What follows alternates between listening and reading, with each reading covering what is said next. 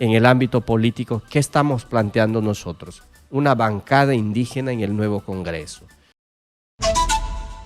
Estamos aquí en estudios con Shuar Velázquez, él es presidente de la Cámara de Comercio de los Pueblos Indígenas e integrante de los pueblos ancestrales Champis y Ahuajún de la Amazonía peruana. ¿Por qué?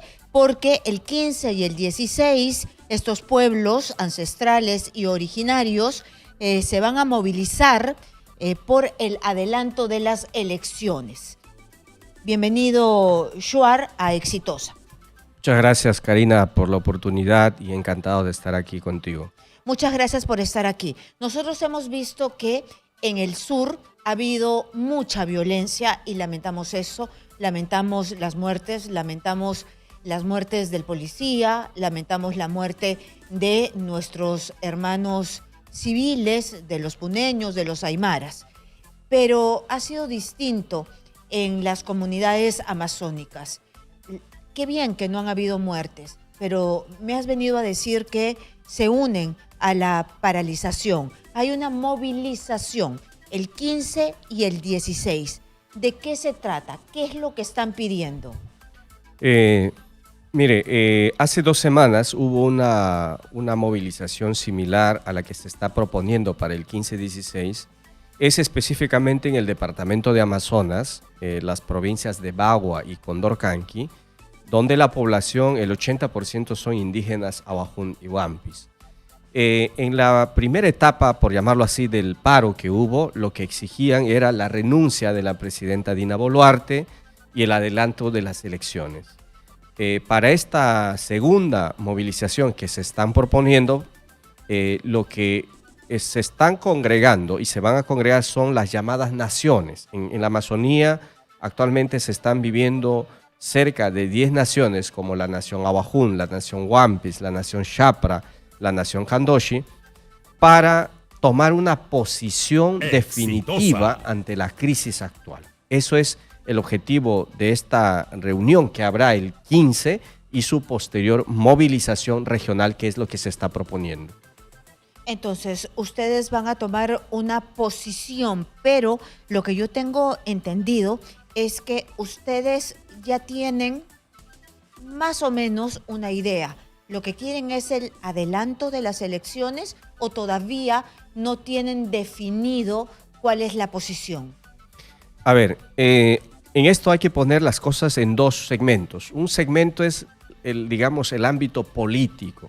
La posición mayoritaria de los dirigentes y de las organizaciones regionales y nacionales es el adelanto de las elecciones y la renuncia, por supuesto, inmediata de la presidenta Boluarte. Esa es una lectura política, pero cuando analizamos a fondo, y ese es el otro segmento, es si eso es viable o hasta qué punto es razonable. Desde nuestro punto de vista, en mi caso, por ejemplo, que trabajo temas de emprendimientos, temas de negocios con pueblos indígenas, generando economía con las comunidades, nuestra posición es que quizás esa posición política debería ser más técnica. ¿Qué significa?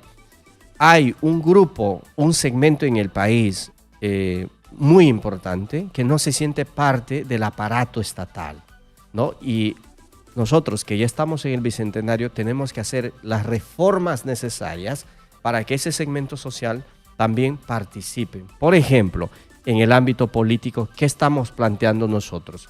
Una bancada indígena en el nuevo Congreso.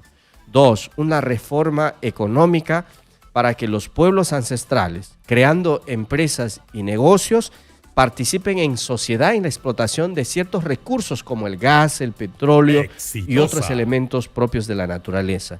3, estamos pidiendo una reforma social, para cerrar las brechas existentes. Fíjate, más del 60% de agua, desagüe, electrificación, escuelas, postas médicas en las comunidades indígenas no está cerrada. Tenemos esa brecha histórica que es importante trabajar. Yo sé que hay modelos interesantes como los planes de cierre de brechas, pero aquí hay que impulsar una especie de un plan de cierre de brecha nacional para atender estas demandas de las comunidades. Bueno, tú me estabas contando antes de empezar esta entrevista de que cómo se van a sentir tus hermanos de las 10 naciones originarias de la Amazonía, 10 naciones que se sienten peruanas, pero que también tienen su propia forma de ver el mundo, su propia cosmovisión. No es que ustedes se quieran separar del país, sino que son peruanos, pero también son nación Aguajún y las demás naciones. Así es, fíjese, la Constitución política garantiza la autonomía de las comunidades ancestrales en el ámbito político, social y económico y cultural. Y en el ámbito político, los últimos 10 años se está viviendo la creación de naciones, incluso con su propia estructura, digamos, organizativa, de un presidente, vicepresidente, incluso algunos congresistas, por llamarlo así. Por ejemplo, la nación Wampis tiene un presidente y tiene congresistas de esa nación. Es decir, la creación de estas iniciativas son para cogestionar el territorio. Y hablo cogestionar porque no estamos nosotros diciendo que vamos a independizarnos, sino que cómo contribuimos al esfuerzo que hace el Estado para controlar o en todo caso gestionar y administrar cierto territorio.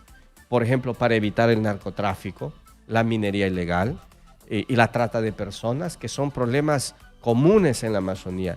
El Estado es ineficiente o insuficiente en todo caso para llegar a ámbitos muy lejanos. De modo que las iniciativas de las naciones como la que se está viviendo es con el propósito de cogestionar, contribuir conjuntamente con el Estado, pero no es independencia. Gestionar de la mano, pero nosotros nos asustamos un poco porque cuando hemos hablado del sur se estaba hablando de naciones independientes, de dejar el territorio peruano. De ninguna manera se está hablando de esto en las naciones Aguajún y las demás. No, en absoluto. Nosotros hablamos, insisto, de cogestionar el territorio. Es decir, reconocemos nuestra particularidad como pueblos y queremos participar como pueblos de una gran nación que es el Perú.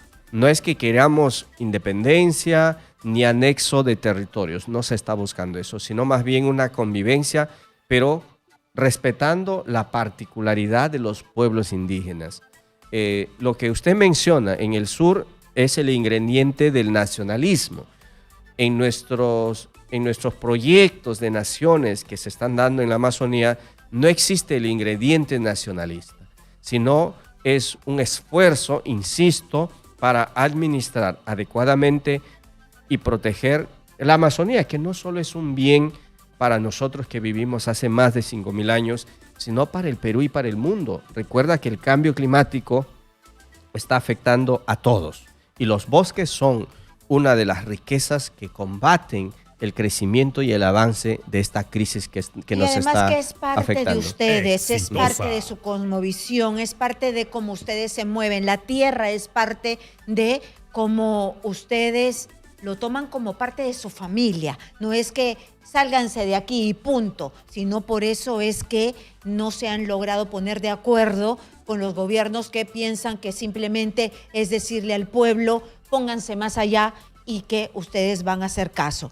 Yo quería retomar el tema de que primero hay que conocernos, así que estábamos conversando y tú me decías que se tenían que cerrar brechas y me decías, hay personas que no tienen agua, no tienen desagüe, no se sienten dentro de este país. ¿Cómo se van a sentir dentro del Perú si es que el Perú, el Estado, no les ha dado nada?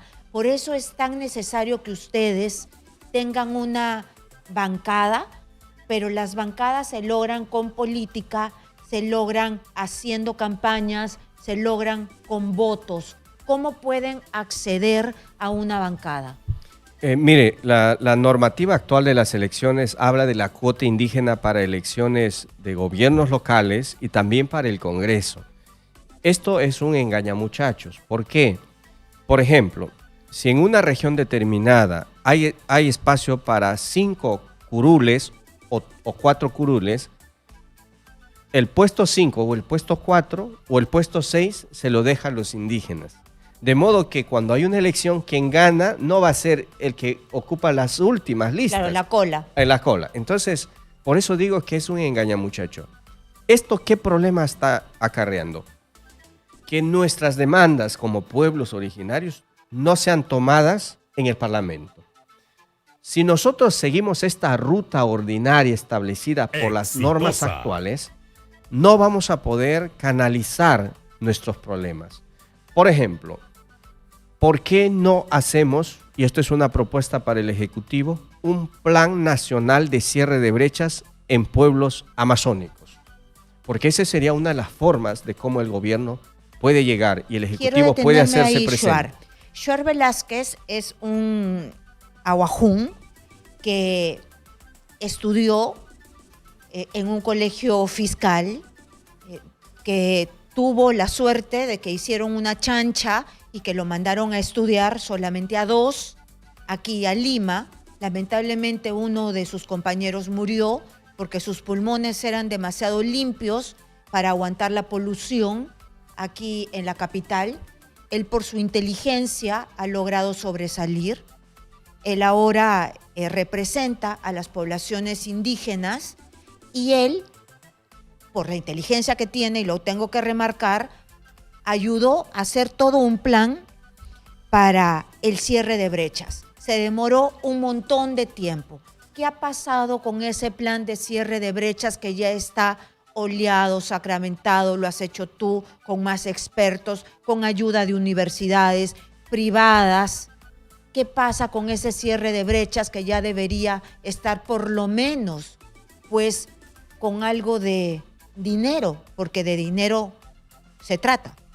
Sí, efectivamente, un poco para que entiendan a qué se refiere con lo que usted está planteando o está informando, es que el 2019 empezamos un trabajo con las organizaciones indígenas de Loreto para crear un plan de cierre de brechas para 25 distritos de dicha región, que son distritos productores de petróleo de los últimos 40 años, pero que en índice de desarrollo social y humano estaban muy por debajo de lo normal.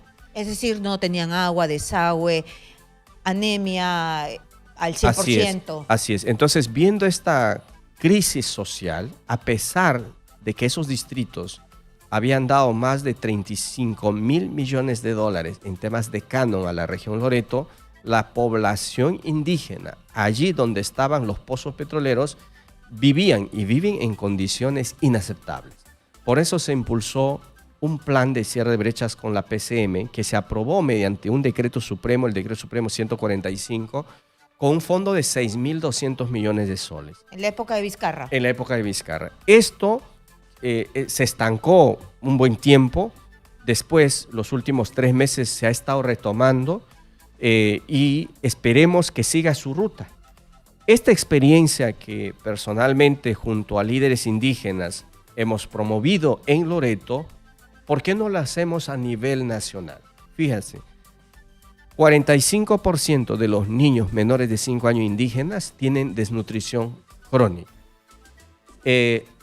Agua, desagüe en las comunidades prácticamente es inexistente. Entonces, ¿por qué no impulsar? Usted ha dicho una cosa importante. Todos somos peruanos. Sí, yo le digo sí. Pero el todos hay que aterrizarlo. Todos es posible cuando veamos personas que tengan las necesidades básicas y el acceso a necesidades básicas satisfechas. Si esto logramos, vamos a poder construir ese país que todos queremos. Las reformas que yo he hecho mención, que son las demandas más profundas de los pueblos originarios, se tienen que tomar en cuenta. Por eso invitamos a la reflexión. Vivimos un escenario de crisis en el país, a la reflexión de que es necesario que se retome el tema de estas reformas y donde nuestras demandas como pueblos originarios se tienen que tomar en cuenta. Sin eso vamos a repetir las recetas del pasado que hoy día no funcionan, ¿no? Y con esto también me gustaría que el público entienda que hay que diferenciar entre las demandas reales, las demandas necesarias de los pueblos originarios con la utilización de un grupo de personas que quieren cosechar sus propios frutos y que no necesariamente es el bien común. Esto existe en la Amazonía y me parece que en la sierra también se está dando. Esta diferenciación hay que hacerlo y es importante que los medios de comunicación entiendan eso.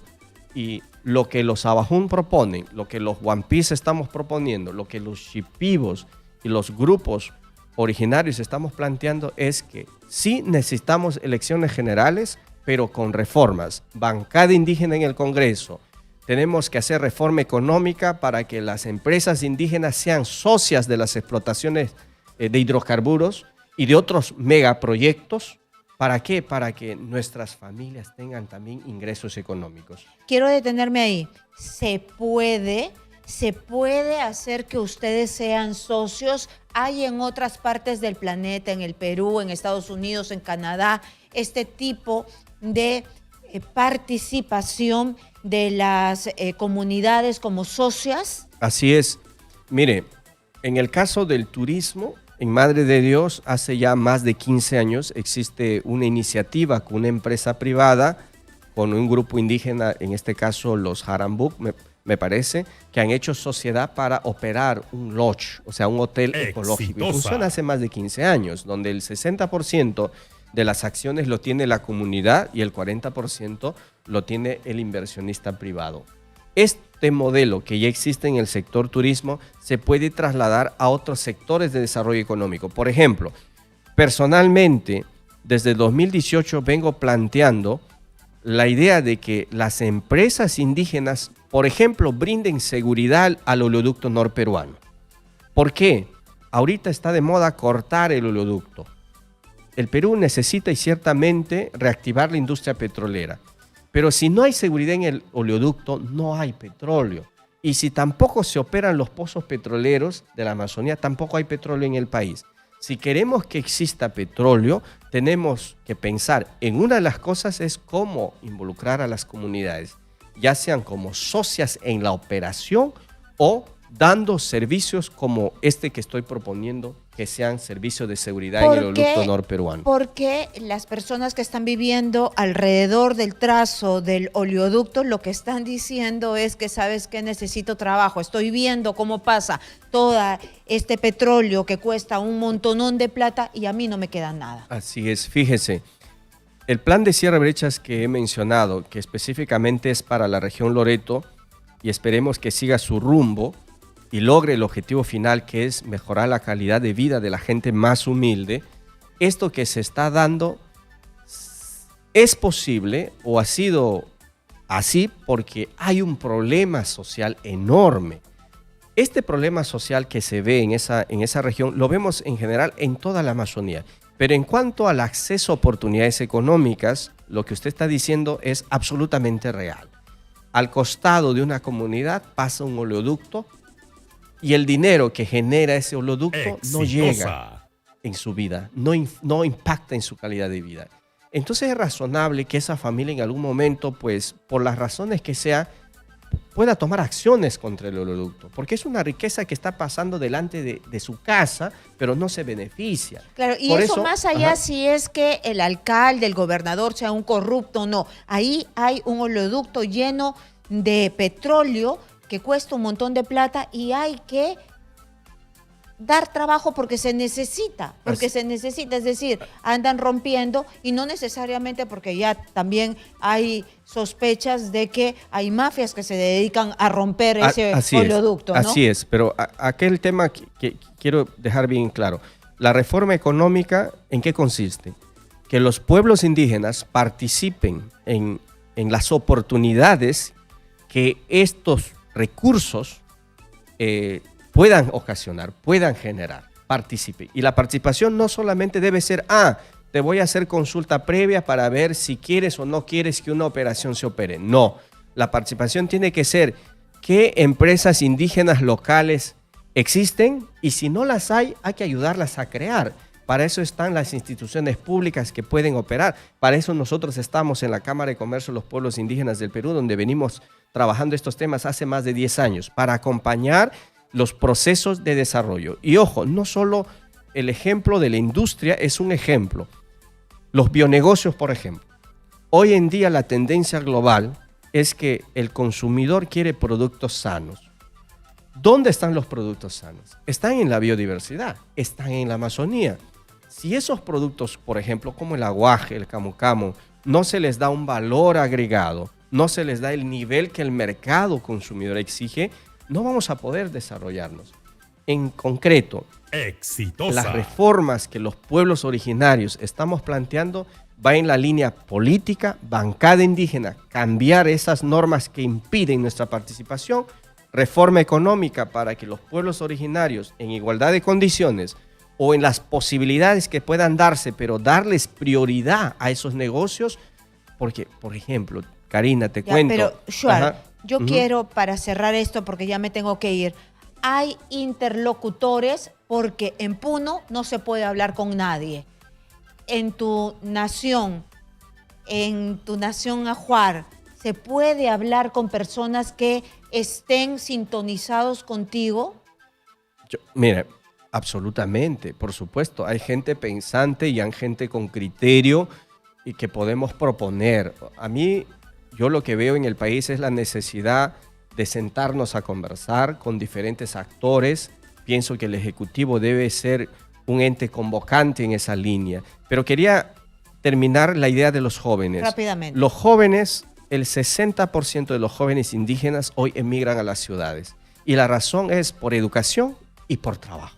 Si generamos trabajo en las propias comunidades, esto va a ser una gran oportunidad para que la gente se quede, protege la Amazonía y contribuya al desarrollo nacional. En definitiva, ante la crisis, los pueblos exigimos y exigen demandas históricas que hay que atender.